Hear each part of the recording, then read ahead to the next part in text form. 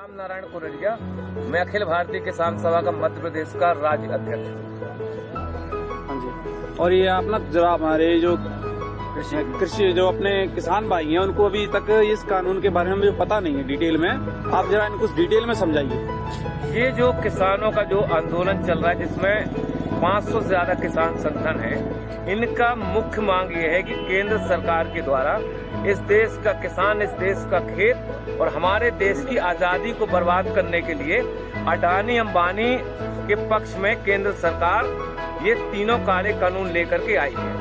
कानून जो पहला बिंदु जो है जिसको ये कहते कृषि उपज व्यापार वाणिज्य अधिनियम 2020, इस कानून का आशय ये है कि हमारे देश के अंदर जो मंडी व्यवस्था थी, मंडी व्यवस्था को चौपट करने के लिए सरकार सरकारी मंडियों के समानांतर प्राइवेट मंडियों को खाद्यान्न खरीदने की इजाजत दे रही है। मंडी कानून में सरकार ने संशोधन कर दिया। ये जो कानून बना है, इस कानून में कहीं पे भी ये प्रावधान नहीं है कि किसानों के समर्थन मूल्य पे खरीदने की कहीं किसी तरह की गारंटी नहीं है। और इसका आशय हुआ कि अडानी अंबानी जैसे जो व्यापारी और औद्योगिक घराने जो हैं, ये मनमानी दरों पे किसानों की फसलों को खरीदेंगे, सस्ती दरों पे खरीदेंगे, अपनी गोदामों के अंदर जाम करेंगे और उसके बाद जब किसानों के घरों से फसलें खत्म हो जाएंगी, उसके बाद बाजार में मनचाही कीमतों पर इसको बेचेंगे। दूसरा कानून जो है, जिस कानून का इन्हें नाम दिया है मूल्यों का आश्वासन, कृषि सेवा सशक्तिकरण संरक्षण, इस कानून का आशय ये है कि हमारे देश के अंदर जो किसान हैं और किसानों का देसी और विदेशी जो कंपनियां हैं, अडानी अंबानी, किर्लोस्कर, टाटा, बिड़ला, डालमिया, चरतराम, भरतराम, किर्लोस्कर जैसे जो देसी और विदेशी कंपनियां जो हैं, ये विदेशी देसी कंपनियां किसानों के साथ 10 साल का अनुबंध करेंगी और अनुबंध होने के बाद कंपनी तय करेंगी कि हमारे खेत में कौन सा बीज बोया जाएगा। बीज के साथ ये तय करेंगे कि बीज के साथ कौन सा खाद डालना है, कौन सी कीटनाशक दवा डालना है, और उसके बाद किसान अपने खेत में बीज बोने के लिए स्वतंत्र नहीं होगा। दूसरा खतरा जो इस कानून में है, वो खतरा ये है कि किसानों का कंपनियों के साथ जो अनुबंध होगा मूल्य के सवाल को लेकर के, अगर बाजार में अनुबंध से ज्यादा अगर कीमत है, उसका लाभ किसानों को नहीं मिलेगा। अगर अनुबंध के आधार पर बाजार में कीमत अगर गिर गई, तो कंपनी गिरी हुई कीमत पे किसानों का भुगतान करेगी। अगर मान लो किसान अपने खेतों में जो फसल पैदा किया, कभी प्राकृतिक आपदा आ गई, ओला पड़ गया, पाला पड़ गया, कभी अतिवर्षा हो गई, अगर फसल में कोई आंशिक क्षति गुणवत्ता के सवाल पे कंपनी हमारे माल को रिजेक्ट कर सकती है, खरीदने के लिए कंपनी बाध्य नहीं होगी। इसमें सबसे खतरनाक पहलू जो है, पहलू ये है कि अगर कंपनी हमारा अनाज नहीं खरीद रही है, रिजेक्ट कर रही है, अगर किसान दोबारा उस अनाज को दूसरों को अगर बेचना चाहे, तो इस कानून में प्रावधान है कि आप इस समझौते का उल्लंघन करके दूसरे को आप नहीं बेच सकते हैं। इस कानून में सबसे खतरनाक पहलू जो है कि ये न्यायालयीन प्रक्रिया से बाहर कर दिया गया है। एसडीएम कलेक्टर जो है इसका निराकरण करेगा, केंद्र सरकार का प्रतिनिधि निराकरण करेगा। कंपनी और किसानों के बीच में अगर कहीं पे कोई विवाद होता है, तो इसमें हाई कोर्ट, सुप्रीम कोर्ट जाने के किसानों को अधिकार नहीं दिए गए हैं। और हम और आप ये जानते हैं कि एसडीएम और कलेक्टर जो है, ये राज्य और केंद्र सरकार के प्रतिनिधि होंगे। कंपनी के बड़े बड़े वकील पैरवी करेंगे और किसान के पास इतनी ताकत नहीं, इतना पैसा नहीं है कि उन वकीलों का मुकाबला कर सके, और आखिरी में किसान के खिलाफ ही फैसला होगा। इसलिए ये कानून ठेका खेती वाला जो कानून है, खतरनाक कानून है। इस कानून से हमारे देश की खाद्यान्न सुरक्षा खतरे में पड़ेगी। हमारे कंपनियों को अगर ये लगता है कि दुनिया के देशों में कौन सी चीज की जरूरत है, अगर उनको लगता है कि रतन जोत पैदा करना है, उनको लगता है मशरूम की खेती करना है, तो आज हमारे देश का किसान अपने खेतों में जो धान पैदा कर रहा है, गेहूं पैदा कर रहा है, कंपनी उनको मजबूर करेंगी रतन जोत और मशरूम की खेती करने के लिए, क्योंकि बीज वो देंगी।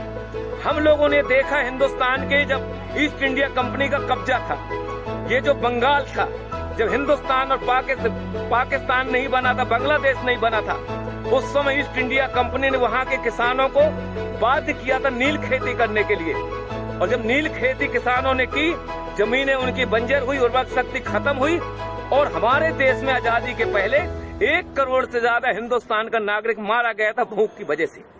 तीसरा कानून जो है, तीसरा कानून का नाम यह है कि अति आवश्यक वस्तु अधिनियम 2020 संशोधन कर दिया।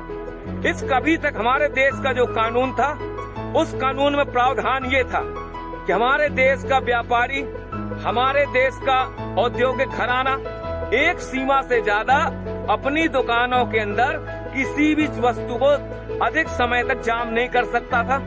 इसमें कानून बना हुआ था। अब सरकार ने फैसला किया है, हिंदुस्तान के खेत में जो हम पैदा करते हैं, गेहूं, चना, अलसी, मसूर, बटरी, दलहन, तिलहन, शक्कर और सब्जी और फल, इनको आवश्यक वस्तु अधिनियम की परिधि से बाहर कर दिया गया है। व्यापारियों को खुली इजाजत दे दी गई है, जितना चाहो आप खरीद लो, खरीदने के बाद अपनी गोदामों में ताला डाल दो, बाजार के अंदर संकट पैदा कर दो, बाजार के अंदर हाहाकार मच जाए, रोटी के लिए जनता तरसने लगेगी। उसके बाद ये मनचाही कीमतों पे गोदाम के माल को बाहर निकालेंगे और मनचाही कीमतों पे हमारे देश के अंदर जमाखोरी, मुनाफाखोरी बढ़ेगी। इसलिए ये कानून हिंदुस्तान के किसानों के पक्ष में नहीं है, ये कानून इस देश की जनता के पक्ष में भी नहीं है। जनता के पक्ष में इस हिसाब से नहीं है कि खेत का अनुबंध कंपनी के साथ होगा, हमारे खेतों में जो पैदावारी होगी वो गोदामों के अंदर चली जाएगी। उसके बाद हमारे देश का जो पूंजीपति है, अगर उसको लगता है कि दुनिया के अंदर फलानी चीज की जरूरत है, तो हिंदुस्तान की जनता को देने की बजाय मुनाफा के लालच में दुनिया के दूसरे देशों के अंदर निर्यात करेगा। हिंदुस्तान के अंदर आने वाले समय में खाद्यान्न संकट पैदा होगा।